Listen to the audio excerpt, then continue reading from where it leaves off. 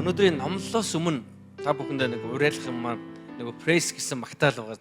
Магтаалын одоо гайхамшигтай фестивал болох гэдэг шүү дээ. Бүгдээрээ санаж байна уу? Пресс гэдэг юм уу? Одоо яг хэзээ болох вэ? 6 сарын 26, 27, 28-нд болсон тийм үү? За тэгээ энэ гайхалтай үйл ажиллагаанд та бүхэн оролцоороо. Тэгээд манай сүмдэр 200 хүн ширхэг юу урилга билээ такс тасалбар ирсэн байгаа. Одоо тэгээд та нар маань бас энд амжиж аваарай. Тэгээ ер нь бол Монгол чуулгануудаар зарлж байгаа учраас 1000 хүн гэдэг бол дороо бүрдчих бах. Тэм учраас байга дээр наваад гэр бүлээрээ яг тэр нэг 72 цагийн турш гэсэн 3 өдрийн туршид Бурхныг магтаж, бие биенээсээ суралцаж, бас тэнд зөвхөн ингээд магтаал байхын зэрэгцээ тэнд бас Бурхны үгийг номлох, заах, тэр хамтдаа эзний үгнээс суралцах янз бүрийн тэр гайхалтай цагуудыг бас гаргах юм.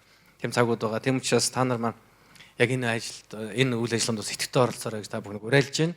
Тэгээ бүгдээрээ хамтдаа тэр өдрүүдийг эзнийг магтаж эзэн талдрыг хүргэн оролцоцгоё.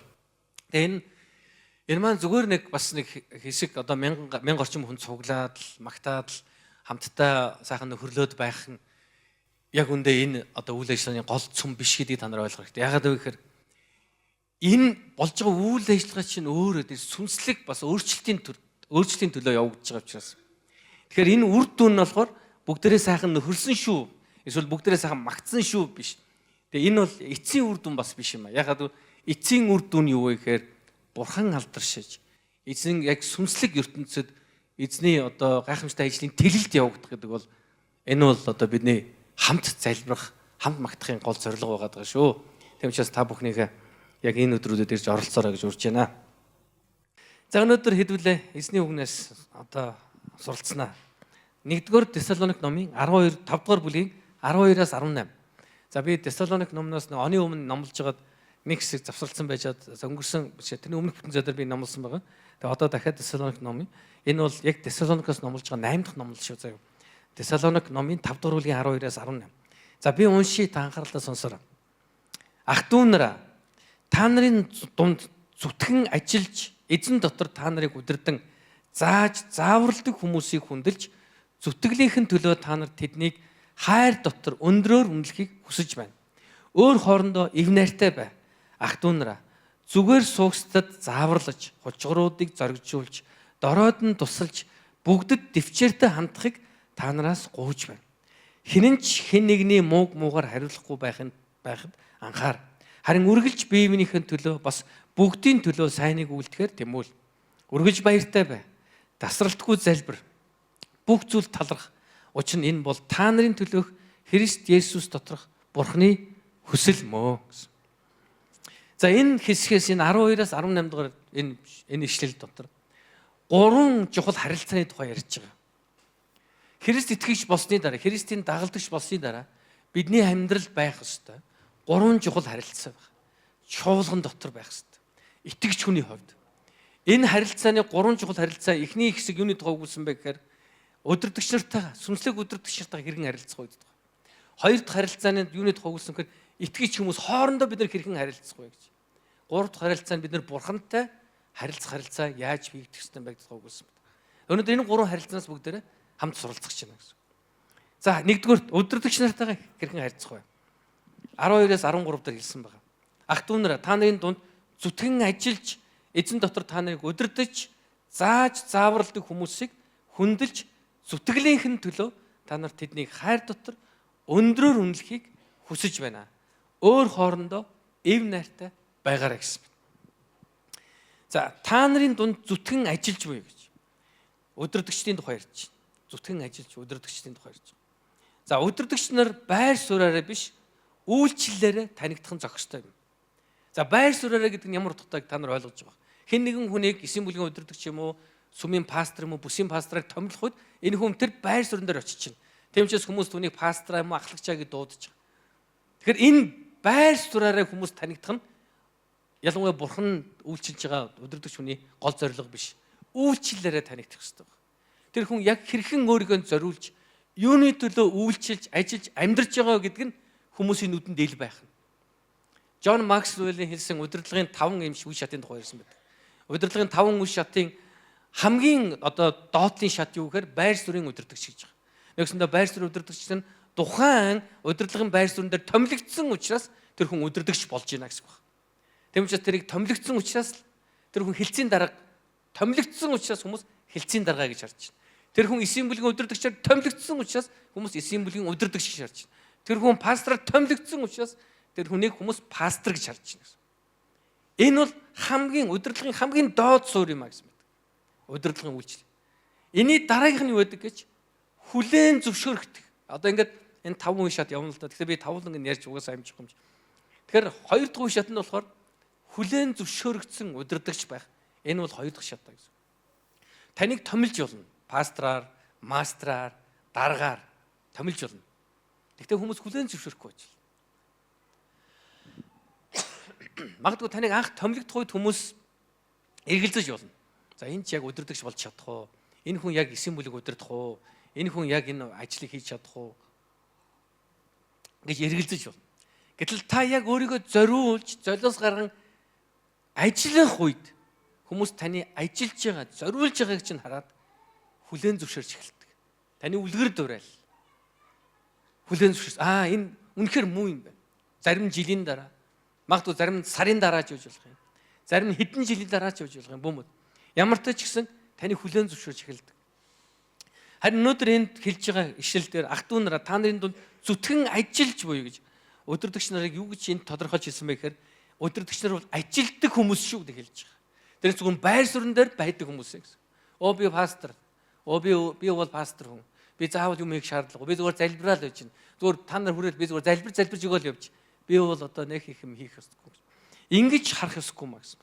Ялангуяа сүнслэг үйлчлэл гэдэг бол өөрөө маш чухал хөдөлмөр байдаг. Энэ зүгээр бий болчдгүй юм. Чуулган зүгээр бий болчдөг. Зарим хүмүүс сүмд ажиллахад шаад амархан энэ бурхан л хийждэг гэж хэлнэ шүү дээ. Бурхан л хийждэг гэж хэлээ.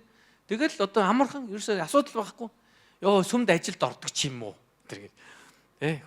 Зарим хүмүүс ингэж буруу ойлгоод байдаг. Гэтэл дахин хэлээ.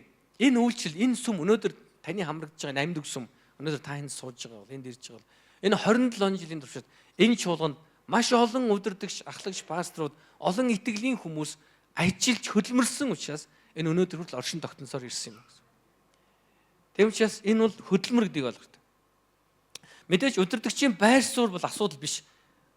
Байр суурь дээр томилогдоход бол ерөөсө буруу юм биш ээ. Гэхдээ үйлчлэлээс түрүүнд байр суурьтай болохыг хүсэж байвал энэ өөрөө буруу болчиход байдаг гэсэн. Бусдад үйлчлэх юмс. Бурхан намайг хүмүүсийн төлөө бүтээсэн шүү, дуудсан шүү гэсэн энэ итгэл сэтгэл төрөхгүйгээр яаж хийж байгаа нэг пастор л болчихвол сайхан болох гээд байна гэж бодож эхлэх юм бол энэ бол буруу юм. Энэ бурханд үл таалагдана гэсэн. Удирдагч хүний зориг хандлага нь хүмүүсийн төлөө байх ёстой гэдгийг Библиэд нь заадаг. Тэрээс байр суурийн төлөө биш.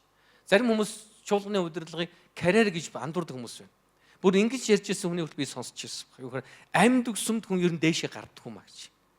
Дээшээ гарна гэж яг юу гэлээд байгаа вэ? Ямар зорилгыг агуулад байгаа вэ? Энэ дуудлагын тухай яриа. Сүнслэг удирдагч дуудлагын тухай. Бурхан таныг дуудсан юм уу үгүй гэдэг тухай. Тэрнээс энэ хэн нь энэ карьер дээр амжилттайгаар дээшээ гарч чадахгүй тухай яриа биш. Энэ дуудлагын тухай яриа. Бурхан намайг дуудсан бол яг үндэ хинч зогсооч чадахгүй. Хэрэв бурхан намайг эндээс энэ үйлчлээс чөлөөлж байгаа бол бас хинч намайг энэ тогтоож чадахгүй гэсэн. Би өөрөө ч өөрийгөө тогтоож чадахгүй гэсэн. Тийм учраас удирдагч хүний зориг бол мэдээж хандлага нь хүмүүсийн төлөө бурханы зорилгын дагуу үйлчилж амьдрахыг тээжих хэрэгтэй. Бидний зориг бол байр суурь биш гэдгийг ойлгох хэрэгтэй. Эзэн дотор цааш нь ингэж хэлсэн байна. Эзэн дотор та нарыг удирдан зааварладаг хүмүүсийг хүндэлж зүтгэлийнхэн төлөө та нар тэднийг хайр дотор өндрөөр үнэлхийг хүсэж байна гэж. Энэ нэг хэд хэдэн маш тодорхой хэлсэн. Та нарыг удирдан гэсэн. Пастор ахлагч нар чуулганы гишүүдийн дээгүүр эрх мэдэлтэйг хэлж байна. Өнгөрсөн бүтэн сойдэр бүтэн сойдын номлол дээр зоргоо пастор маань сүнслэг эрх мэдэл сүнслэг удирдагчийн тухай бас та нартай хуваалцсан байна. Энэ эрх мэдэл байгаа гэдэг хэлж байна. Тэднийг удирдах нь зүйтэй юм а гэсэн. Энэ бол Библийн зарчим. Энийг бид нар бодож олоогүй хэдэн пасторууд сууж яснаа шидүүлээ ер нь нэг сүнслэг эрх мэдэл гэдэг юм гаргаад иргье. Тэгвэл гоё юм а. Гоё. Хүмүүс ч жоохон хилживэл зүгээр наа. Тэгэхгүй бол зөв тэд нар биднийг яг зарц шиг хараад байна. Нэг хэдэн хүмүүс сууж байгаад хуйлж байгаад энийг гаргаад ирсэн юм ерөөсөө биш.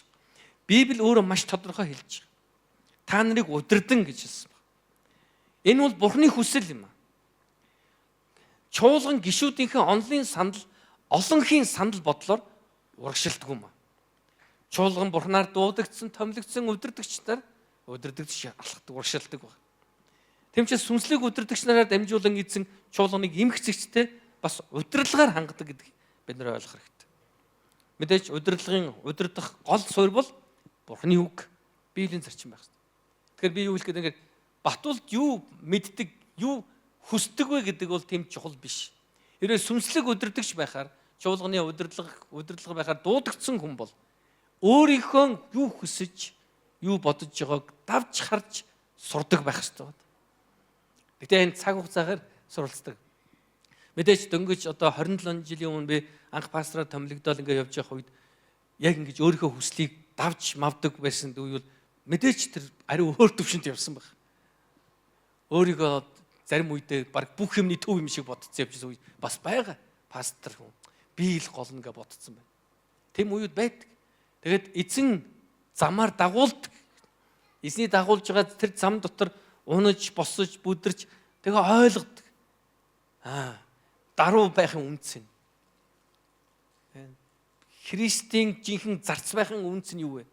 Утга учир юу юм бэ? Удирдагч, сүнслэг удирдагч байхад яг ямар зорилготой юм бэ гэдгийг ойлгож байгаа үйл явц байдаг. Тэмчээс нэгдүгürt бид нар ойлгох хэрэгтэй. Удирдагчтай бид нар чуулганы удирдагчтай харилцахдаа энэ хүмүүсийг эзэн бидний дээр эрх мэдэлтэй болгосон шүү гэдгийг хүлээн зөвшөөрж ойлгох хэрэгтэй. Тэгээ хоёрдугаарт нь цааш нь юу гэж хэлсэн гэхээр зааж зааварлж буй гэж хэлсэн баг. Нэгсэндээ сүнслэг удирдагч нар зааварлах хэрэгтэй байна. Тэрээс ингэж хэлдэг. За та нар яамаар энэ хүмүүсээ бид нар ч гэсэн хайрын сүм байхгүй. Бүгдээрээ биеиндээ хайртай байхгүй. Хайраар явнаа. Та нар маань гоё байгаа бол өстой гоё байна. Үгүй. Чуулган ингэж явдаг. Яагаад гэвэл үнэндээ яг чуулган дотор Христийн бие дотор бид нар юу хүсэж байна гэдгээс илүү тэргүүн юу хүсэж байгааг бид нар мэдэж тэр зорилгон дагуу явах ёстой. Тэмчээс тэргүүн гэдэг бол би биш шүү. Тэргүүн гэдэг бол Христийн тухай ярьж байгаа. Христ бол биеийн тэргүү юм аа. Халелуя. Бид бол түүний бие. Энэ биеийн эсрэг ажиллаж байгаа бүхэн Христийн биеийн эсрэг нүгэл үлдэж байна гэсэн үг.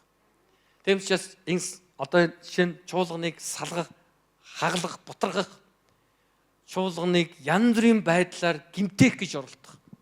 Яг ийм байдлаар санаатаагаар чуулганы удирдагчдыг унгааж, эсвэл санаатаагаар чуулганыг хувааж, чуулганыг өөрт ашигтайгаар эргүүлэхийг оролдох гэдэг бол Христийн биеийн эсрэг хийж байгаа нүгэл гэдгийг бид нар ойлгох хэрэгтэй. Тэгвэл бид нар нэг тэргүүнт энэ бол Христ бидний тэргүүн. Христ өөрийн чуулганыг байгуулна гэж Библи өгүүлсэн. Гэхдээ өөрийн чуулганыг байгуулахдаа түүний төлөө сүнслэг удирдагчныг томилсон юм а. Тэд зааж зааварлах эрх мэдэлтэй байгуулна гэсэн. Тэгээд хайр дотор өндрөөр үнэлэхийг хүсэж байна гэсэн. Үнэлэх гэдгийг байр суурьтай холбож яриаггүй энд бол. Үнэлэх гэдгийг үйлчлэлтэй холбож ярьсан баг. Ажилтай гэсэн үг. Үнэлгээ юун дээр тавигддаг вэ гэхээр байр суурин дээр тавигддаг. Тэр байр суурин дээр хүн хэрхэн итгэвтэй ажиллаж байгаагаар үнэлгээ тавигддаг. Нэгсэндээ өөрийнхөө нэгэнд пастор болсон бол одоо үргэлж энэ хүний үнэлгээ нь 5 хот байна гэж байхгүй. Энэ пастрын байр суурин дээр хэрхэн зүтгэлтэй, золиостой, зориултаа үйлчилж байгаа. Энэ хүн номлол сургаалаа хэрхэн зөв сайн хийж байгаа вэ? Хүмүүс хэрхэн үлгэр дуурайлтай. Гэр бүл нь хэрхэн үлгэр дуурайлтай. Үр хүүхдүүд нь хэрхэн үлгэр дуурайлтай. Их нэртэйгээ байнга пого хийдэг юм үгүй юм уу? Ойлгож байгаас. Үйлчлэл гэдэг бол зүгээр бүтэн цөдөр хуржээд нэг олон юм ярьчаад тайсаас буушдаг юм. Энэ бол амьдралын тухай ярьдаг. Тийм учраас хайр дотор өндрөөр үнэлэхийг хүсэж байна гэдэг нь тэр үйлчилж байгаа пастор ахлагч байгаа харахтаа тэр хүний үйлчлэлийг бид нар үнэлэх тухай ярьж байгаа. Үн цэн өгөх тухай. Нэгсэндээ дүгнэлт гаргах тухай. Энэ пастор маань үнэхээр залбирдаг шүү. Энэ пастор үнэхээр Бурхны үгийг бидэнд үнэн зөвгөр хоёрдмал санаагүйгээр тунхагладаг шүү. Энэ хүн үнэхээр үлгэр дуурайл болж байгаа шүү гэдгийг бид нар хардаг. Тийм учраас бид байр сууринаасаа болж үнэлэгддэг юм аа. Харин үйлчлэл, зан чанар, бурханлаг нөлөө үлгэр дуурайлаасаа бол болж өндрөөр үнэлэгдэх ёстой гэдгийг Библи өгүүлсэн байна. Мэдээж бид хаанаас ч хизээч төгс удирдагчийг олж харж чадахгүй. Гэхдээ үргэлж өсөж, өөрчлөгдөж буй удирдагчдыг харах боломжтой. Өнөөдөр би хамт үйлчилж байгаа удирдлагын одоо багийн хүмүүстэй, пасторуудтай одоо хамт үйлчилж байгаа манай эсийн бүлгийн удирдагч юм уу, дагалдагчны бүлгийн бүх хүмүүсээ хараад эзэн талархчаад нэг шалтгаан байгаа нь энэ хүмүүс нь өсөж, өөрчлөгдөхийг зорддог учраас. Нэг хэвэндээ байхыг ингээл байж байгаа. Би бол ийм л хүн. Намайг бурхан ийм байгааг нь хайрлсан, би ийм л хүн, би угаасаа ийм хүн. Инээс өөр би байж чадахгүй. Намайг өөр хүн болгомоор байна уу? Би болж чадахгүй мэдв. Энийг сонсохоор гой зөв сонсогдоод байдаг байхгүй. Олон хүн тэгж ярьдаг шүү дээ. Ялангуяа одоо энэ либерализм гэдэг дээр бүр хит зүүнний либерализм дотор чи өөрийнхөө л бай. Хинд ч таалагдах битгий оролт. Чи ямар н тэрвэрэл бай. Энэ бол цэвэр нийгэм, хүний соёлт нийгмийг устгаж байгаа байхгүй. Ингэж өсгөх нь, хүмүүжих нь, ингэж итгэх нь. Яагаад гэвэл хүний соёлт нийгэм ёс суртахуун хүн бие биенээсээ хамааралтай байгаад бий болдог байна. Би өөрийнхөө дураар л бай. Би өөрийнхөө хүснээр л бай. Би шүнжэнгөө одоо чанга дуугаар одоо юу гэдгийг дуулъя, хөгжим тавья. Хажууд хөрш айлаа хүндлэхгүй байх. Энэ тийм эрүүл бодол уу? Үгүй. Миний хувьд тэр хүний хэрглэж байгаа утас надад гой санагдаж байгаа учраас тэр утсыг би авах ёстой гэж бодох нь эрүүл үү? Чи өөрийнхөө л бай. Намайг өөрийнхөө л бай гэсэн. Би өөрийнхөө л бай шүү дээ. Би өөрийнхөө хүсэж байгаа хийг намайг өөрийнхөө хүснээ хий гэсэн. Би хүснээ л хийж шүү. Би тэрийг авмаар байна. Бид нар эрхийн балаа гэж хэлдэг үстэй. Энэ бол хүмүүний соёлт харилцаа нийгмийг ёс суртахууныг устгадаг. Тэм учраас чи өөрийнхөө л бай. Зүрхэнд хүсэж байгаа л хий. Хинд ч таалагдах битгий хийчээ.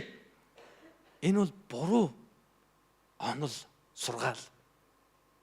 Мэдээж ингэж хэлж байгаа нь би дандаа хүн таалагдгаал зориод яваад байгаа гэсэн санаагаар хэлээг. Бүх юмд чинь хил хязгаар байгаа гэдгийг л ойлгож байгаа хэрэгтэй. Бүх юм гэр бүлийн эхнэр нөхөр байсан ч хил хязгаар байгаа. Эхнэр нөхөр юм чинь ингээд ямар ч хил хязгааргүй байхгүй биш үү? Энд чинь хил хязгаар байгаа. Яг нөхөр өөрийн гэсэн бас бодол байгаа. Өөрийн гэсэн хүсэл байгаа. Тэрийг сонсох хэрэгтэй. Эхнэр бас өөрийн гэсэн хүсэл мөрөөдөл байгаа. Өөрийн гэсэн чаддаг бас чаддаггүй юм байгаа. Бид нар тэрийг хүндлэх хэрэгтэй. Эхнэр нөхрөө би хүндлэх. Нөхрийнхөө чадахгүй юмыг эхнэр байнга шаардаад байж болохгүй. Чи тэхэх ёстой. Ягаад гэвэл тэр өөр айлын нөхрүүд яг тэгэд байгаа учраас чи тэхэх ёстой. Нөө. Өөр айлын нөхрүүд тэгжээ бол сайн л үсттэй. Тэр гэр бүл. Харин би тэгж чадахгүй байгаад надад тийм чадвар байхгүй байгаа. Бас одоо юу гэдэг яг тэнд би үнцэн өгөхгүй байгаад байгаа. Тэр нөхрийн буруу юу? Бид нар бодох хэрэгтэй. Тэр эхнэрийн бас буруу юу? Хэвээ манай найз Батын эхнэрийн цовын ста тасархаа манай эхнэрийн цов эхнэр цовингаа сайжруулаа. За мэдээч энэ хоёр талтай яаж тэр Батын эхнэр цовын гоё хийгээд нэг эхнэртэй ярилцаад суралцаад ингэж бас хөгжүүлж болох л байх. Нөгөө талаар эхнэр нь тэнд ач холбогдол өгөхгүй бол заавал тэр нөхөд зориулсан цовныг Батын эхнэрийн цовнтой адилхан болгох гэж зовх шаардлагагүй байхгүй та. Батын эхнэрүүдээ та нар сайн цов хийдвэл тэндэл юм багц. Гэтэ тэр доржийн эхнэрийг өөртөө адилхан цов хийлгдэг болох гэж шахаж болохгүй байхгүй тэр дорж. Миний ярьж байгааг ойлгож байгаа тийм үү? Нэгсэндээ бид нар энгийнээр хэлэх юм бол харьцуулаад тэрний нөхрийг тэр нөхөртэй энийг нэг харьцуулаад тэр бүгдийг адилхан болгох гэж орлоо гэдэг бол энэ бол тэнэглэл. Энэ бол тийм байх боломжгүй. Мэдээж хүмүүс хайртай хүмүүнийхэн төлөө өөрчлөгддөг. Нөхрүүд чаддаг юм чаддаг болохын төлөө зорддог. Одоо нэг юм гэр бүлийн зөвлөгөө авч ирсэн нэг гэр бүл. Эхнэр нь болохоор ингэ цэцгэн дуртай юм л. Цэцэг ингээл нөхөр маань цэцэг бариад орвол би стак баярлдаг байхгүй. Би тэгээсээ гэл хүсээлээд. Энэ стаа ерөөсө дөнгөхгүй ерөөсө тэгдэггүй. Надад цэцэгч барьж ирдэггүй. Юу ч барьж ирдэг. Ерөөсө бэлэг өгдөг өстө дөнгөхгүй. Хилээд ахад хүртэл барьж ирдэггүй гэдэг байхгүй. Тэгсэн нөхөр нь надад тэгж яж байгаа. Энэ итгэгч биш гэрүүлээс л тэгээс. Аха ийм байхгүй. Яг би эхнэрээ юун дуртайг би ойлгоцсон. Би ойлгочод байгаа. Надад өөрөө угаасаа бүр ил тод те ил далд хэлсээр гад юу н ойлгоцсон би. Гэхдээ аха би сэтгэлээсээ тэр цэцгийг чинь авч очихгүй байхаар чинь муу утгагүй үстэй. Тэгээд зүгээр нэг даалгавар биелүүлж байгаа юм шиг очиод за нөгөө эхнэр чи нөгөө цэцэггүй орвол бүр хэрүүл болно гэж очиод нэг 2 сарнаа аваад за 3-ыг ч юм аваад тэгэл би сэтгэл байхгүй өөрөө тэрийг авъя гэж ямар сэтгэлгүй гэхдээ ингээд хүчээр ингэж хүчрхийлдэж өртөж аваад гэж шээ. Тэгээд ингээд өгөхөр гэхдээ тэр хүн яг хүчрхийлд өрч гэж хэлээгүй шүү. Би нэмсэн шүү сая. Ингээ өгнө гэдэг чинь өөрөө яг сэтгэлээсээ биш болохоор пасторыг ахаа энэ чинь буруу үсттэй. Гой сэтгэлээсээ бол гоё үсттэй. Би одоо яг сэтгэлээсээ их нэртэй цэцэг өгөх гэж бодож чадахгүй байхгүй юу? Тэгсэн миний зөвлөгөө өгсөн гэр за минийд одоо ингэнэ. Чи цэцэг авна. Чиний сэтгэлээсээ өгөө хамаагүй. Чи эхнэрийнхэн төлөө золиос гаргаж байна л гэсэн үг. Чи ингээд ботчих гэсэн. Хөөх би юусоо тэгж бодож байгаагүй юм шүү. Харин одоо ингээд л бодож. Чи эхнэрийнхэн дуртай юмыг хийж өгөхийн тулд чи өөрийнхөө дургүй юмыг хийх золиос гаргаж байна гэсэн.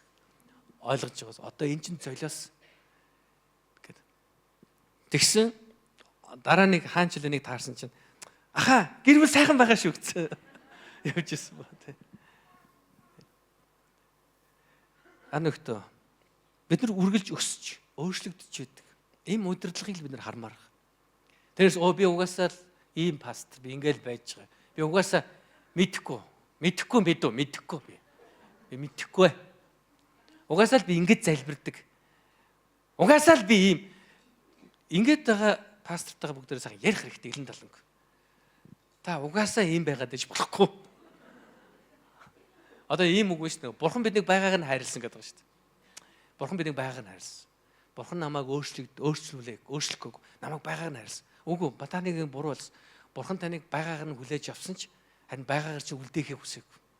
Яг л Библийн дагуу бид шинэ бүтээл болж өөрчлөгдөх ёстой. Гэр бүл гэсэн яг адилхан. Та хоёр бие бинийгээ байгааг нь хайрлаад байгааг нь хүлээж авч суусан байх. Гэхдээ байгаагаар үлдээж болохгүй. Бие биенийхэн л өөрчлөгдөх ёстой. Эмэгтэйчүүд маш хурдан хэлж байгаас амен. Ирчүүд болохоор энэ бодоод л явж байгаа байх л та тий. Бодоод явж байгаа. За энэ өөрчлөлт нэг чигээр бас амен гэж юу болох бол гэнэ. За ирчүүдээ нэг ганц удаа амен гэж хэлчихье да. Амен. Амен. За бүгдээрээ гэр бүлийнхаа хүний төлөө өөрчлөгдөцгөө.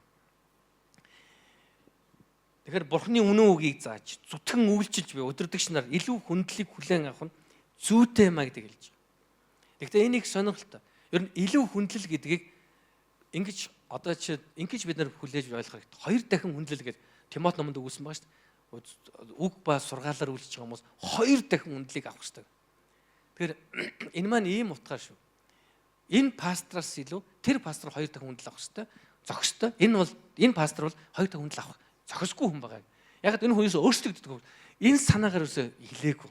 Нэгсэндээ удирдагчдыг пасторуудыг юм уу сүнслэг удирдагчдыг хооронд нь харьцуулж хагаад заримд нь 2 дахин хүндэл үзүүлээд заримд нь ерөөсө хүндлэхгүй байсан санаа байна. Энэ зүгээр тухайн ингээд бид нар ингээд уншихаар юуны тухай харж байгаа хэрэг хүндлэл удирдлагт өгж байгаа хүндлэл нэгсэндээ нийгмийн удирдлагт өгж байгаа хүндлээс илүү хүндлийг сүнслэг удирдагчдад өгөөрэй гэсэн санааг явуулаад. Энэ санааны гол утга нь юу гэхээр учир нь энэ хүмүүс бол Бурхныг төлөөлж энэ байгаа учраас мөн Бурхны үгийг тань зааж Бурхны үгээр дагуулж байгаа учраас гэдэг л санаа агуулад байгаа.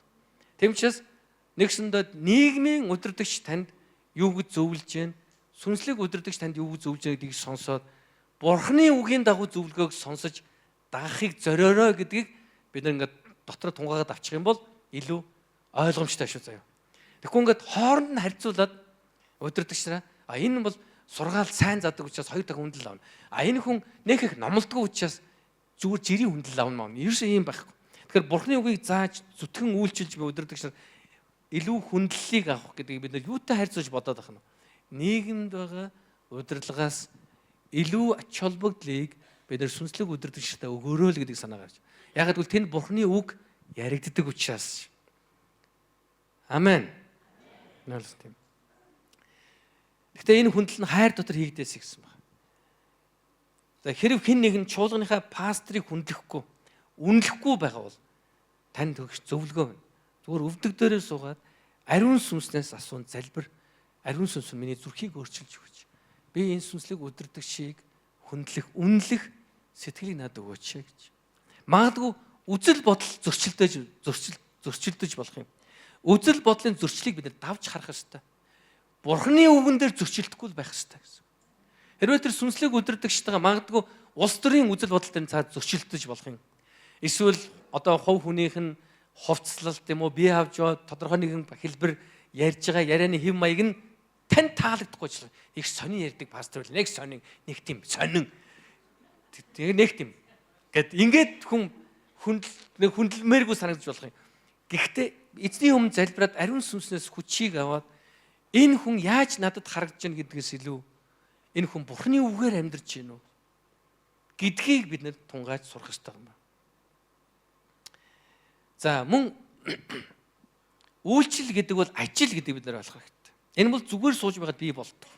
Тиймээс үйлчлэл буй пастор бүр маш сайн ажилдаг байх хэрэгтэй. Залхуу сүнслэг удирдагч гэж байдаг. Байх ёсгүй. Ийм ойлголт байхгүй. Тэгээд цааш нь өөр хоорондоо эвтэй байгаарай гэсэн. Эв найртай байгаа гэсэн.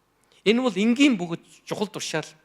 Өөрсдийн удирдагч нартайгаа зөрчилдөж буй зөрчил маргаана хойш тавьж харин амар тайвныг хааж хайр дотор удирдагчтайгаа эвтэй байхыг сонгох хэрэгтэй гэдгийг зөвлөж байна гэсэн. Тийм учраас эв найртай байх гэдэг бол энэ Бурхны хүсэл.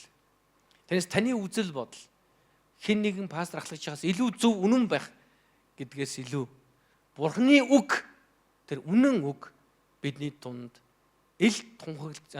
илт хүчтэйгээр үннээр тунхаглаж байна үгүй нүг гэдэг энэ бол бидний анхаарах ёстой зүйл байна гэсэн. Бусад зүйл бол хоёр дахь зүйл юм аа. Окей. Хоёрдугаар за байж байгаа би бас нэг юм байна. За би төрүүлсэн те. Ер нь бол үнэлэгдэх гэдэг бол үйлчлэл, зан чанар, бурхандаг нөлөө, үлгэр дуурайлаас төрөх ёстой шүү. Тэрнээс энэ хүн пастор юм чинь одоо ингээл үнэлэл байх ёстой гэж. Харанхуугаар битээ хийгээрэй л гэж хэлээд. Зүгээр нэгэнт пастор томилсон бол энэ хүн эсрэг юу ч ярьж болохгүй, юу ч хэлж болохгүй зүгээр дуугаагаад энэ хүн юу ч хийхгүй байсан ч гэсэн тэгэл дуугаа байж байгаа л байна. Надад нэг юм би нэг чуулган дээр очиход нэг тийм яг итгэжнээс ирсэн гомдлсон. Нэг пастрын талаар, удирдагчийн талаар, ахлагчийн талаар юу гэж хэлсэн бэхээр манай ахлагч бүтэн цөдрөл цуглаан дээр өөр өдрөөсөө ирдэггүй. Бид нэр ингээд уулзъяхаар уулзддаг. Цаг байхгүй гэдэг. Гэр бүлээ тижээж гин гэл ингээл явна. Тэгээ бүтэн цөдрөл ирдэг. Тэгээ одоо сүүлдээ яг удирдахж байгаа бүтэн цөдрөөс өөр өдөр харддаг учраас бидний хувьд яг 7 хоногийн турш яг хэнийг даах хэвээр ямар үлгэр дуурайлаар явах хэвээр тэрэн дээр ч хүртэл асуудалтай болчиход байна. Тэгэхээр энэ хүнийг бид нэр үргэлжлүүлээд өөрсдөө ахлагчаа гэж харахад маш хэцүү байна. Хүлээн зөвшөөрч чадахгүй байна. Тэгээ энэ хүмүүсийн зөв байхгүй. Тэгэхээр бид нар удирдагчийн эсрэг ярьж чадахгүй ярих ёсгүй гэдэг үг яриад байгаа. Сүнслэг удирдагчийн эсрэг. Эсрэг гэдэг үгийг аваа хийчихье. Эсрэг гэдэг үг бол маш тийм ноцтой сонсогдоод байгаа хэл та. Энэ үг зүгээр удирдагчтайгаа өөрийнхөө үзэл бодлоо хуваалцах хэрэгтэй юм аа. Өөрийнхөө бодол санааг ярих хэрэгтэй. Пастора бүгдээ өглөөний залбирлыг ингэж хийвэл ямар вэ? Пастора ийм юм дээр ингэж би оролцвол ямар вэ? Пастора энэ дээр таны яг энэ бие авч байгаа энэ байдал чинь зарим тал дээр намби өнгө таны хүлээж аваад жоохон саад болоод байна. Пастора та ийм байж болох уу? Ярилцаж үзэл бодлоо хуваалцаж ярилцаж болно шүү дээ. Пастора яагаад тэгэхээр пасторуудын гол зорилго бол таа байхгүй. Хүмүүс Бурхны дуудлага шүү дээ. Тэгмээс гол зорилго нь болсон та өөрийнхөө үзэл бодлыг пастортойгоо хуваалцах гэдэг бол буруу юм ерөөсөө байхгүй. Тэгэхээр нөгөө ихэнх юм дээр нэг асуудал чинь явахаар пастрын эсрэг ярьж болохгүй гэдэг үгээр нэг амин таглаад байдаг байхгүй. Пастрын эсрэг. За эсрэг гэдэг үг нь яасан блэ? Хэдүүлээ? Авчи, хасчи. Зөвхөн пастортойгоо ярилцсан. Окей? Үзэл бодлоо ярилцсан. Санаагаа солилцсон. Окей? Тэгэхгүй ингээд одоо би сая өнгөрсөн 7 хоногт юу Узбекистанд байлаа. Узбекистаны бид нэг пасторуудын семинар хийсэн багха Төв Азийн Амин Госулжийн пасторуудын семинар. Тэгээ тэнд хэдэн хэмийн халуун болсон гэж хас биш нэмэх 40. Ойлгож байна. 5 сард нэмэх 40. 7-8 сар заяа. Хамгийн халуун үедээ 50-60 болдог гэж байна. Хамгийн халуун цаг дээр 60 хүрдэг гэж шүү.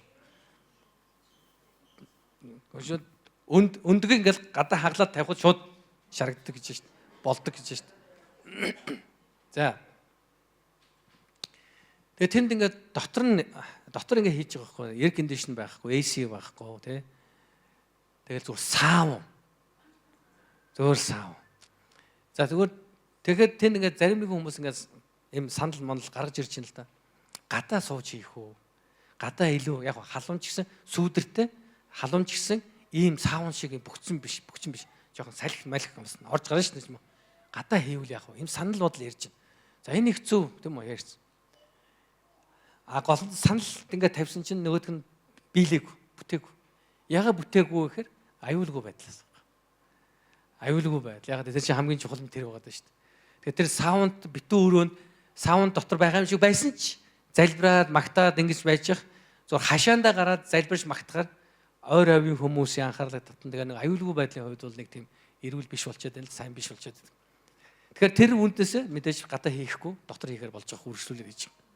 За би эндээс ямар юм гаргаж ирсэн бэ гэхээр иймэрхүү тохиолдолд ямар нэгэн үйл ажиллагаа явуулж байгаа чуулганы итгэгч нар санал бодлоо чөлөөтэй ярьдаг байх шүү дээ. Эсвэл чуулганы пастор номлол нь Бурхны үгийн дагуу биш байна гэж үзэх юм бол Библийн үгийн дагуу очиод чуулганы пастортойгоо ярьдаг байх шүү дээ. Пастор та өнгөрсөн бүтэн цайдын номлол дээр ингэж хэлсэн. Гэхдээ яг Библийн үн дээр энэ зөрчилтэй гэж надад санагдаад байна. Энэ эсрэг ярьж байгаа биш. Энэ түүнтэй хамт ярьж байгаа. Өөрийнхөө бодол санааг хоолцож байгаа гэсэн. За хоёр дахь нь бие биетэйгээ харьцах зааврын тухай гэсэн. 14-өөс 15 дугаар ишлэлээр хэлсэн байна. Ах дүүнэр зүгээр суугчдад зааварлаж, хулчгруудыг зоригжуулж, доройд нь тусалж, бүгдэд дэвчээртэй хандахыг та нараас гуйж байна. Хинч хин нэгний муугаар хариулахгүй байхад анхаар. Харин үргэлж бие биенийхэн төлөө бас бусдын төлөө сайныг бүгдийн төлөө сайныг үйлдэхээр тэмүүлээрэй гэсэн байна. Тэмүүлэх. Энэ үгэн дээр бүгд анхаарал. Тэмүүл. Энэ ингээгүй бусдын бүгдийн төлөө биеийн төлөө сайныг үйлдэхийн тухай бодоорой гэж хэлэв. Тэмүүлэх гэдэг бол шууд биднээс юу шаарддаг? Акшн. Бүгд дээр акшн гэж хэлээ 1 2 3. Акшн ямар утгатай үг лээ? Үйлдэл гэсэн утгатай. Бид тэмүүлж байгаа зүйлийн төлөө үйлдэл хийдэг. Акшн. Акт. Тийм үү? Үйлс хийдэг. Энд бодоорой гэж хэлээг. Тэгэхээр Илч Паул энэ зөвхөн пастор ахлагч нартайгаа хэрхэн харьцах тухай яриад зогсоогүй. Энэ чуулганы гишүүд хэрхэн хоорондоо харьцах тухай ирсэн. Энэ чухал хэдэн зүйлийн тухай ирсэн. Та нар биеиндээ зааварл, та нар биеинийгээ зоригжуул, та нар биеиндээ тусал, та нар биеиндээ дэвчээртэй бай. Энийг үйлдэл гэсэн байна. Халелуя. Эний тухай бодоорой гээгүү. Энэ талаар биенийгээ шүүмжлээрэй гэж хэлээгүү. Харин энийг хийгээ гэсэн. Зааварлах. Зарим хүмүүс тэгдэг. Итгэгч нарыг биенийгээ зааварлах хэрэггүй хаа. Зүгээр сүнслэг өдөртөгч нь л зааварлах баг. Би одоо адилхан чамтай адилхан итгэж чамд юу ярих вэ? Хоёулаа зүгээр л залбираа тэгээ. Пастраас л асууя. Үгүй. Энэ бол бас бидний бас хамгийн сайн хандлага бас биш. Хэрвээ та тодорхой зүйлийг мөнхөр мэдж байгаа бол Бурхны үг юу гэж хэлсэн? Та хэлэх хэрэгтэй биевиндээ. Биевиндээ зааварлж сурах хэрэгтэй. Миний найзаа, эсвэл ханаа, эсвэл ахаа дүү минь эн чинь буруу шүү дээ. Зааварлах. Библийн дагуу ингэж үйлдэх нь буруу байхгүй да. Яагаад гэвэл Библи ингэж хэлсэн. Биевиндээ зааварлах хэрэгтэй. Бүгд тэ хажууд байгаандаа хандаж хэлдэг. Та надад зааварлах хэрэгтэй шүү. Амен. Зааварлах хэрэгтэй шүү. Тэрээс зөвхөн пастраас л асууя. Бүх юм болонгоо зөвхөн пастор гэдэг ярьдаг хүмүүс байна. Юм болон пастраас л асууя. Нэм гараг хүртэл чимээгүй. Юу ч битгий яар. Наатаа орх. Нэм гараг пастраас л асуу. Одоо илүү дутуу юм хийж болох. Мэдж байгаа бол Библийн дагуу тодорхой зүйлийг мэдж байгаа бол эхнэр нь эсвэл нөхөр нь эсвэл хамт ажиллаж байгаа хүн мэдж байгаа бол сурсан бол хэлэх ёстой. Энэ буруу шүү гэдэг. Тэгээд биенийгээ зоригжуулаарай, биеиндээ туслаарай. Тэгээд биеиндээ дэвчээртэй хандаарай гэсэн. Бүгдээрээ биеиндээ дэвчээртэй хандаж сурах хэрэгтэй. Энэ бол бидний харилцааны маш чухал суурь байгаа юм, тийм үү? Тэгээд энэ жилсэн хинч хин нэгний муугаар хариулахгүй байхад анхаар. Бидний харилцааны суурь бол хайр ба уучлал. Уучлахгүй байх нь Бурхны хайрыг бүрэн ухаараагүй байгааг бид одоо харуулж идэг баг. Бурхны хайрыг үнэхээр ойлгож байгаа бол Бурхны уучлалыг үнэхээр хүлээж авсан та мэдчихэл байгаа бол та бусдыг уучлах болно гэсэн. Өшөө авах нь бидний үүрэг биш ээ. Хин нэгэн хүн итгэж хүнч хамаагүй таны эсрэг янз бүрийн хийлээ. Өшөө авах нь бидний ажил биш. Үүрэг биш. Харин уучлах, хайрлах, сайныг үйлдэх нь бидний үүрэг гэдгийг ойлгох хэрэгтэй. Энэ үүргээ биелүүлснэг өөрөөсөө асуу. Бид нар хамгийн их асуудаг асуулт юу гэж? Намайг тэр хайрлсан уу? Намайг тэр Одоо тэр гэдэг үг байхгүй. Би уучлж гэнэ үү? Би хайрлаж байгаа юу? Би үйлдэж гэнэ үү? Сайныг үйлдэж гэнэ үү? Гуравдугаарт нь Бурхантай харилцахаар заавар. Үргэлж баяртай бай. Тасралтгүй залбир. Бүх зүйл талархах. Учир нь энэ бол та нарын төлөөх Христ Есүс доторх Бурханы хүсэл юм аа. Халелуя. Энэ бол гайхалтай. Бурхан маш тодорхой эзэн хэлсэн байна. Миний та нарын төлөөх хүсэл бол үргэлж баяртай бай. Тасралтгүй залбир. Бүх зүйл талархах. Энэ бол миний та нараас хүсэж байгаа зүйл. Бурхан хэлсэн. Энэ бол маш олон нөхрүүдийн хүсдэг зүйл байхгүй юу? Эхнэр нь ингэж л хэлчих ёстой байхгүй юу? Би яг юу хүсэж байгаа вэ гэвэл гэж хэлчих ёстой байхгүй юу? Тэ? Яг бүх эмэгтэйчүүд биш л дээ. Ер нь бол дийлэг эмэгтэйчүүд нөхөр нь ингэж мэдчих тэ? Зүв таагаад мэдээсэй гэж боддог. Тэгэл уурлаад байдаг. Яа, юунаас болоод байгаа юм бүү мэд. Хоолноос болсон юм уу? Хувцснаас болсон юм уу? Тэгсэн чинь юунаас болсон бэ? Гэр бүл битэр эхнэр битэр гэр бүл болоод одоо 29 дэх жил маань. Ирэх жил битэр 30 жил байгаад тэмдэглэн.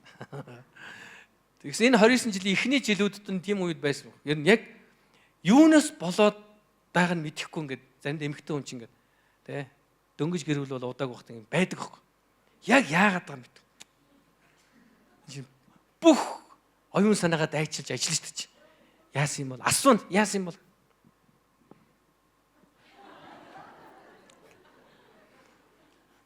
Гэхдээ юу болохгүй болчиход байгаа. Ойлгомжтой шүү дээ.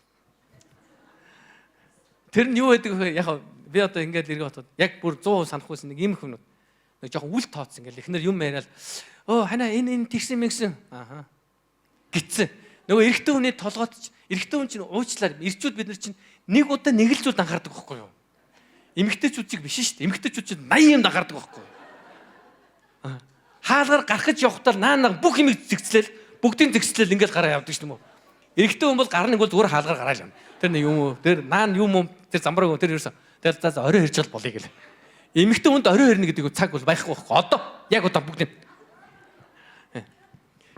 тэгэхээр ингээд уул нь ихнэр болохоор ингээд яг төвлөрөөд юм ярьж яадаг. Гэтэл энэ төвлөрөөд өөр юм бодчихсон байхгүй. Шал өөр юм. Челсигийн тоглолт Монголч юм уу те хөлбөмбөгөөд ч юм уу. Эсвэл өөр юм. Одоо эсвэл сүм цуглаа янз янз юм. Тэр үед нэг ихнэр нэг юм хэлчин. Тэр үед нь ахаа ингээд. Тэгээд байж байгаа хоёр үдэн дараа нөгөө чи яасан? Юу хэлээ? Тэгэл ойлгомжтой байхгүй. Тэр нь ойлгохгүй нөгөө чи яасан бэлээ? Тэгээд хэлсний ч санахгүй байхгүй. Чи тийм хэлсэн юм уу? Би чамд хэлээ үстэ.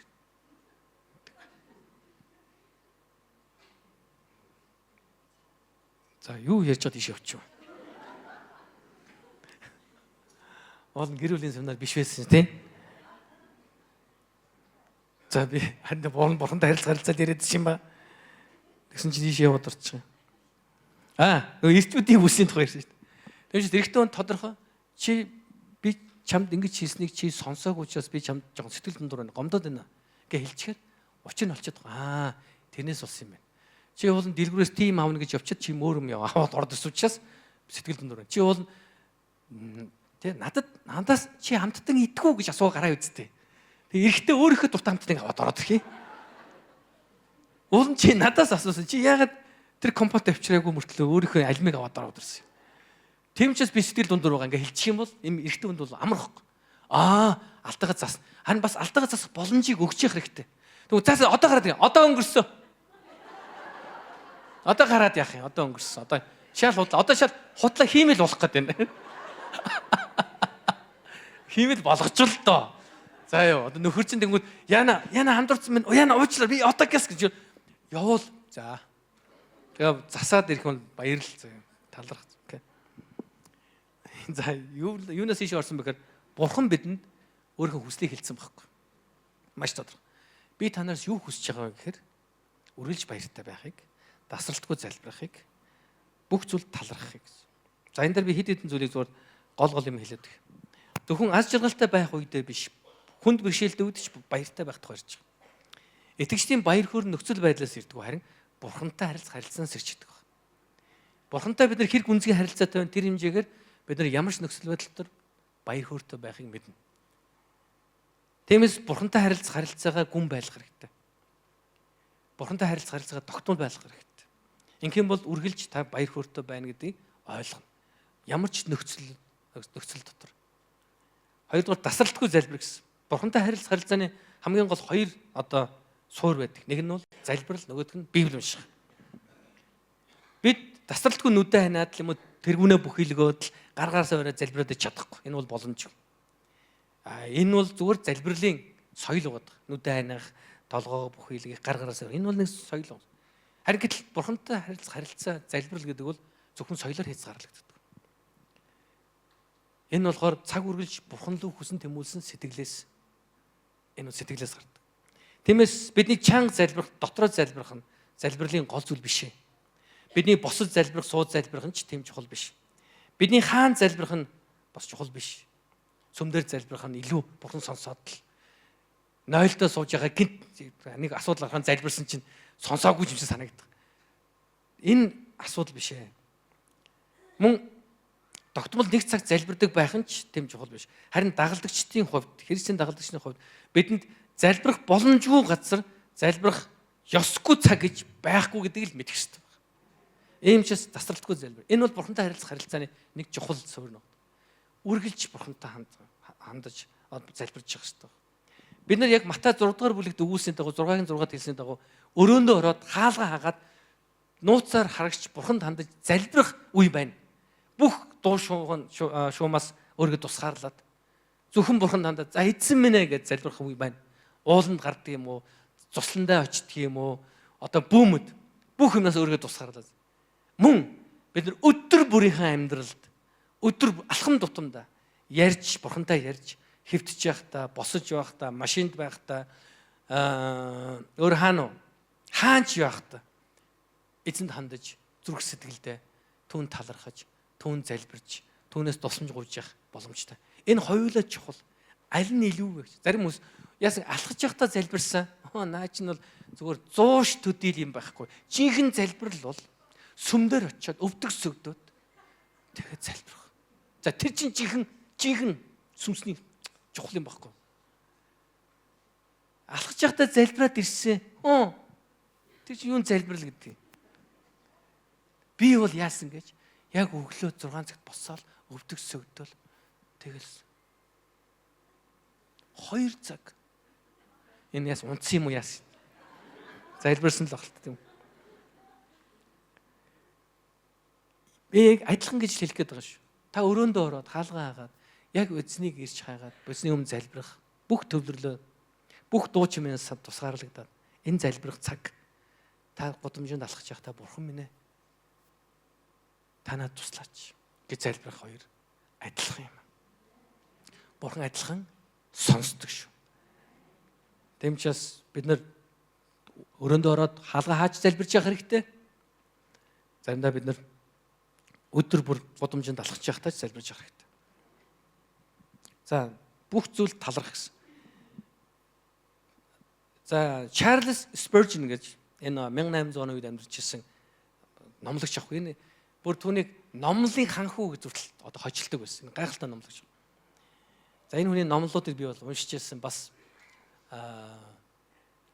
ер нь бол уншиж ирсэн. Дараа нь ингээд дуу оруулсан номлож байгааг би сонссон билүү? Яалаа. За энэ үнэхээр гайхалтай номлогч юм ба. Энэ хүн ингэж хэлсэн байдаг. Баяр хөөр залбирал хоёр гэрлэх үед. Юу хоёр гэнэ үү? Баяр хөөр залбирал хоёр гэрлэх үед хамгийн ихний төрх хүүхэд бол талархал юм а гэсэн. Баяр хөөр залбирал хоёр гэрлэх үед төрх хүүхэд нь бол залбирал юм а гэж. Талархал юм а гэсэн. Залбирал хоёр нийлэх үед талархал юм а гэсэн. Тэр бүх зүйлийн төлөө талархах боломжгүй. Угаасаа бид бүх зүйлийн төлөө талархаж чадахгүй. Харин бүх зүйлд талархдаг байх хэрэгтэй. Энэ хоёрын ялгааг би танд хэлж өгье. Яг энд хэлж байгаа гол санаа агуулга юм байна.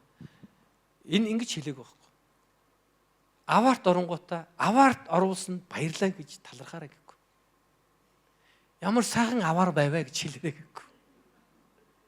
Итгэлээр би талархаж чинь аваар гайхалтай байлаа. Энэ ямар ч эрүүл хүн тэхгүй. Аваарт орсны дараа юунд талархах бүр паникд ороод Харин зүгээр аваарт орсон ч Бурхан минь ам амьдралыг өгөгч, аврагч минь танд миний амьдралд байгаа бүх зүйлийн төлөө талархаж байна гэж залбирах нь өөрөө талархал юм аа гэдэг. Энийг хэлээд байгаа шүү. Тэгэхээр бүх зүйлийн төлөө талархаарай гэхээс илүү бүх зүйл дотор ямар ч тохиолдолд талархдаг байгаасаа гэж. Do you understand me? Ойлгосноо гэнэ. Хүн хор тавтартай болчлоо гэдээ талархаад байх нь эрүүл бус сонсогдсон тийм үү? Юу нь ямар ч эрүүл. Хор тавтартай боллоо баярлалаа гэж хэлэхээр би ч гэсэн болчмоор шүү дээ. Ингээ баярлаад авчдаг зүйл юм бол. Гэлүндээ тийм биш. Тийм үү? Ямар ч өвчин зовлон байсан. Тэ. Гэр бүлийн асуудал гарах үед. Гэр бүлийн асуудалтай болгож байгаад баярлаа. Энэ эрүүл хүн хийхгүй. Харин ч гэхдээ тэр гэр бүлийн хүнд асуудал тун тэр хор тавтартай байсан ч Бурханд бүх зүйлийн төлөө талархдаг байх гэдэг бол энэ өөрөө итгэлийн тухай ярьж байгаа. Тэгм чи Бурхантай харилцах бол цэвэр итгэл юм аамдагтаа. Энэ бол цэвэр итгэлээс төрж байгаа зүйл. Тэгм чи үргэлж баяр хөөртэй байхын хамгийн гол нууц юу нэ? Бурхантай харилцах. Тасралтгүй залбирах. Бүх зүйл талархлаа илэрхийлэх. Бид нар ямар ч нөхцөл Бурхан талархдаг байхын бас нэг шалтгаан нөхөр Бурхан бүх зүйлийг мэддэг бөгөөд бүх зүйл түүний хяналтанд дор байна гэдэгт итгэж байгаа үед бид нар талархаж байдаг. Баярлалаа гэж. Би нэг энэ 7 тэр өмнөх 7 хоногт нэг хүүгийн тухай ярьж тийм. Хүн маань хор тавдартай болох үед хүн маань хор тавдартай боллоо гэж би Бурхан талархаагүй. Харин тэр хүнд үчигсэн биднийг орхиогүй Бурхан талархаж ирсэн. Ойлгомжтой тийм үү? Тэмчээс ан нөхдөд бид нарт энэ талархал байх хэрэгтэй. Тэгээд төгсгөлд нь хэлсэн минь учир нь энэ бол та нарын төлөөх Христ Есүс дотор Бурханы хүсэл юм аа гэж. Дээрх зүйлсийг үйлдэх нь Бурханы хүсэл гэдгийг бид мэддэж тэгээ хийдэг байх хэрэгтэй. Эдгээр нь амархан учраас биш ээ. Энэ Бурханы хүсэл учраас бид хийж сурах хэрэгтэй. Бүх зүйл баяртай байх. Амархан бүх зүйл талархдаг. Амархан. Дасралтгүй залбир. Амархан биш. Энэ харин ч хэцүү. Харин тэр тусмаа бид нар Бурхан энийг надаас хүсэж байгааг мэдэж бүгдээ хийцгээе. Эцэст нь дүгнж хэлэхэд пастор ахлагч нараа хүндэлж үнэлж байгаарай. Тэднийг үнэлж хүндлэх нь тэд нар зөвхөн пастор ахлагч болсон учраас биш. Тэд нар зүтгэж байгааг нь та харж байгаа бол та үнээр мэдэж байгаа бол үнэлж өндрөөр үнэлж байгаарай. Бие биентэйгээ дэвчээртэй хандаж байгаарай. Яг тэгвэл энэ бол Бурханы хүсэл бид нар бие биентэй дэвчээртэй. Бие бинийгээ зааварлах, бие бинийгээ тайвшруулах, зоригжуулах, бие биендэд туслах. Энэ бол Бурханы хүсэл. Бие бинийгээ хүлээж авч байгаа. Мөн Бурхантай үргэлж харилцаатай байхаар. Бурхантай харьц өглөө босоод залбираарай. Тэнгэр дэх бидний Аава гэдэг эзний өмнө Jesus заасан залбираарай. Орой унтахтаа залбираарай. Өдөр машин дотроо залбираарай, автобусны дотроо залбираарай. Ажил руугаа явж байхдаа ажилласаа тарж байхдаа залбираарай. Бурхан минь тань талархъя гэж хэлээрэй. Энэ бол Бурхантай харилцааны заавар юм аа. Амен. Бүгдээрээ босцгоё.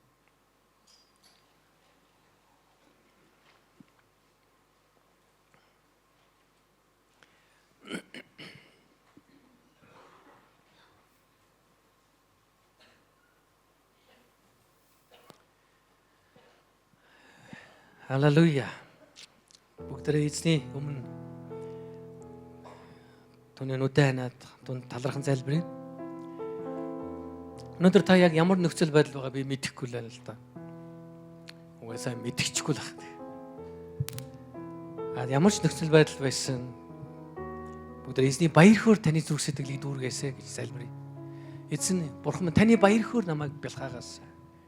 Таны баяр хөөр миний санхүүгийн асуудал, эрүүл мэндийн асуудал, харилцааны асуудал, янз бүрийн асуудал байж бол эзэм та надад өөрийнхөө баяр хөөргийг дүүргэж өгч, амар тайван өгөөч гэж бүгдээрээ залбирцгаая. Мөн бид нар хамтдаа бас эзэн байгаа бүхнийхэн төлөө талархацгаая. Өнөөдөр таны амьдрал юу байна? Байхгүй бүхнийхэн төлөө залбирах биш. Байгаа бүхнийхэн төлөө талархах. Өөр хүүхд, гэр бүл, аж зээнэр танд юу байх те? Өнөөдөр байгаа эдэлж хэрглэж байгаа зүйлс бүх зүйлийн төлөө Бурхан талархах. Сүм чуулганыхаа төлөө талархах. Пастор ахлагчдын эзний даатган залбир тэдний төлөө талархах. Бие биенийхээ төлөө талархах. Хажуучин байгаа итгэлийн хүмүүсийн төлөө талархах. Халелуя. Бүгд хамт залбирцгаая. Бидний их эзэн минь танд баярлалаа. Их эзэн минь бид нар өөрсдийн зүрх сэтгэл нээж танд талархаж байна. Танд баярлалаа. Бидний төлөө хийсэн бүхэнд биднийг аварсан баярлалаа. Биднийг хамгаалсан баярлалаа. Бидний төлөө таны зориулсан бүхнийг бид үнэхээр санаж байна эзэн. Биднийг хангасан хангалт бүрийг бид санаж байна. Баярлалаа их эзэн. Танд баярлалаа Иесус. Бидний төлөө илгээсэн хүн бүхний төлөө баярлалаа. Энэ чуулганд ирдэг хүн бүхний төлөө бидэнтэй хамт байгаа. Бидний баруун тал зүүн тал сууж байгаа. Бидний хойно өмнө зогсож байгаа хүн бүхний төлөө баярлалаа. Чуулганыхаа пастор ахлагчдын төлөө баярлалаа. Эсийн бүлгийн удирдагчийн төлөө баярлалаа. Тавхан ахлагчийн төлөө баярлалаа. Эзэн минь баярлалаа эзэн минь. Хүн бүхний төлөө тань талархъя. Үнэхээр тань талархаж байна. Иесус их эзэн минь тань талархъя. Бүх алдрыг танд өргөж. Тань баярлалаа эзэн минь. Эзэн бидний амьдралд байгаа бүхний төлөө баярлалаа. Гэр бүлийнхэн төлөө, өөр хүүхдүүдийн төлөө. Бидний амьдралд эдэлж хэрэглэх боломжтой Иесусыг хангаж өгсөн Бурхан танд баярлалаа. Их эзэн танд баярлалаа. Эзэн минь бидний эрүүл мэнд, бидний санхүүгийн амьдралд бэрхшээл байгаа биш. Эзэн минь танд талархаж. Ариун их эзэн минь, ариун эзэн танд талархаж. Тэмээ. Тань шиг ирэх минь үгүй бил. Аллилуйя Иесус.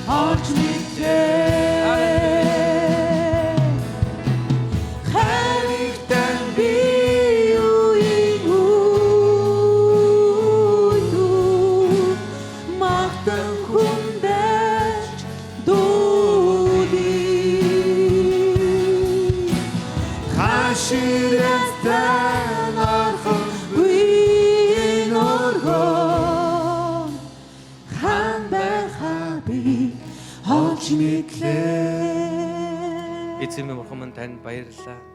Бидний төлөө босгосон өдрөгчийн төлөө баярлалаа. Бидний төлөө илгээсэн анд нөхдийн төлөө баярлалаа. Бидэнтэй үргэлж харилцаатай байх хүсэлтэй Бурхан танд баярлалаа. Танд баярлалаа. Халелуя. Есүсийн нэрээр залбирч. Халелуя. Амен. Бүх алдар нь эзэнд байх болтугай. Тэгээ бүгдээрээ хамтдаа эзний өмнө өрөөлийн залбирлыг бүгдээ хүлээн авцгаая. Эзэн таныг хамгаалж өрөөх болтугай. Эзэн таны дээр өөрийн нүрийг гэрэлтүүлж танд өршөөнгүй байх болтугай. Их эзний тусламж таны дээр байж танд амар тайвныг өгөх болтугай. Эцэг хүү ариун сүнсний нэрээр өрөөн залбирлаа. Амен. Амен. Халелуя. Эзэн та бүхний өрөөх болтугай.